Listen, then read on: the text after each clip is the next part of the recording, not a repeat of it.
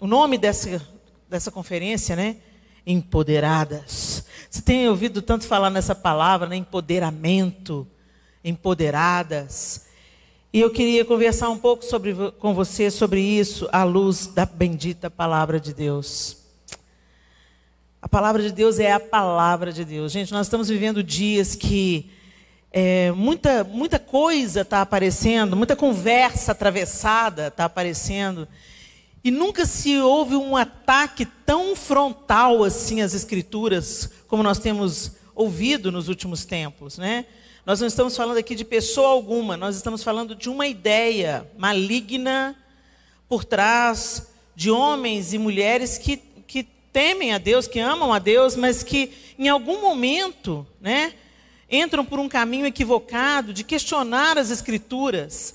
Gente, quando a gente vai lendo a palavra de Deus e a gente vai vendo um livro que foi escrito totalmente em torno de 1500 anos, com 40 autores diferentes, e esse livro tem uma narrativa linear, profetiza e 400 anos depois cumpre, né? Ciro foi um rei que Deus falou sobre ele 400 anos antes dele nascer. Deus deu nome a ele, que ia libertar o povo dele através do meu servo, Ciro. Então assim, a gente vai vendo a narrativa bíblica de uma riqueza, de uma profundidade. E quanto mais você se aproxima das Escrituras, mais perplexa você fica e mais você entende que não se trata de um livro escrito apenas pelas mãos humanas, mas escrito por homens inspirados pelo Espírito Santo de Deus.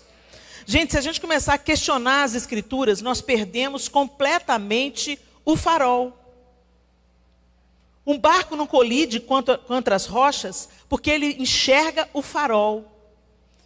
E a palavra de Deus é o livro que nos mostra, que nos apresenta quem é Deus, como Ele pensa, como Ele agiu ao longo da história, o que Ele fez, o que Ele providenciou para nos termos de volta vivendo o plano original para nós e o que Ele fará, o desfecho da história.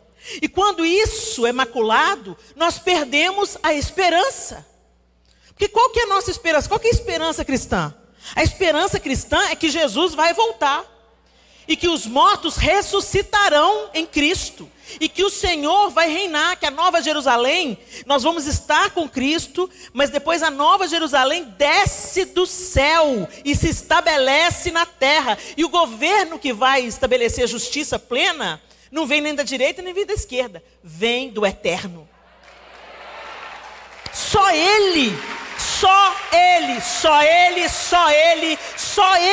vai poder colocar em ordem a bagaça que a gente deixou esse mundo. Só Ele. Então, às vezes, combatendo uma ideologia demoníaca, nós criamos uma outra ideologia. E aí, quando a gente pensa que não, a gente está dançando a música que o inferno está tocando. Porque a gente está colocando a nossa esperança em homens, colocando a nossa esperança em governos. Eu não estou dizendo que a gente deve ser apolítico. Não, a gente é cidadão, a gente vota, a gente paga imposto. A gente tem o direito de reivindicar nossos direitos e deveres também, cumprir os nossos deveres. Mas não coloque nisso a sua esperança. Não coloque no homem, no braço de carne, a sua esperança, porque nós chegamos num declínio humano tão grande que só a intervenção radical de Deus estabelece a mudança que nós ansiamos ver. E enquanto a gente ainda não vê uma terra onde a gente pode andar com liberdade, sem medo de assalto, sem medo de ladrão, onde a gente não tem a cobiça, tirando da boca do pobre, do miserável, para deixar mais rico o que já é rico. Enquanto a gente não vê isso, a gente vive hoje sob o reino daquele que vai reinar, e a gente vive de um jeito que deixa o mundo confuso. Peraí, como é que eles têm paz? Como é que eles têm provisão? Como é que eles são perseguidos e apanham e continuam cantando? Gente, essa pandemia está mostrando para a gente que a gente não tem poder e controle sobre absolutamente nada, que Ele é o Todo-Poderoso, Ele tem todo o controle. Então vamos aprendendo a lição rapidamente, vamos voltando para o Senhor, porque nós às vezes nos estribamos no nosso próprio conhecimento, no nosso próprio entendimento, e nós estamos colocando pessoas e ideologias, e ideias e conceitos no trono que só pertence ao Senhor. A linha é muito tênue, gente. A linha é muito tênue. E Satanás quer nos manter o quê? Odiando. Satanás quer fazer a gente odiar quem pensa diferente da gente. Mas não é isso que a gente vê Jesus fazendo, né? A gente não vê Jesus falando uma palavra sobre o injusto e opressor governo romano. A Bíblia não registra nada de Jesus fazendo motim, de Jesus fazendo reivindicação, de Jesus fazendo protesto. Não tenho nada contra protesto, gente. Eu estou querendo só dar um norte para vocês. A nossa esperança é que Jesus vai reinar. É isso que a gente canta no Aleluia de Handel, né? E Ele reinará para sempre. A gente canta, mas a gente não crê? Você crê que você vai ressuscitar? Crê mesmo? Mas ninguém quer morrer, né? Aí a gente fala, Jesus, vem Jesus. Espera aí, Helena, não ora assim com tanto fervor que eu quero casar primeiro. Vocês entenderam como é que o nosso relacionamento com Deus ainda é muito superficial? A gente está apegado às coisas dessa terra. My precious. Meu emprego, meu casamento, meus filhos, meu título, a minha igreja. Gente, só para você ter uma ideia.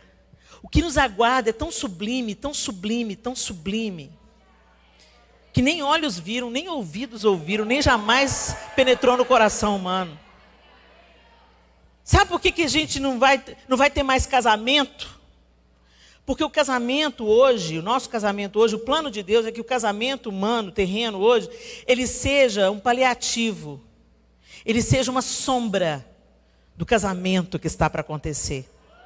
E quando esse grande casamento entre Cristo e a igreja acontecer, ele vai ser algo tão prazeroso, tão maravilhoso, tão pleno, que o outro casamento não vai ser mais necessário. Vocês já pararam para pensar nisso? O que vai rolar, hein, gente? Eu fico pensando, será que eu posso ser trasladada? Será que eu posso ficar livre da lei da gravidade? Eu posso impulsionar o corpo assim, dar umas piruetas no ar? Eu não sei, mas eu gosto de pensar nisso, eu gosto de pensar na eternidade. Então, quando as escrituras elas são atacadas, é essa esperança que está sendo saqueada. Leia a Bíblia e faça a oração, se quiser crescer. As escrituras são o farol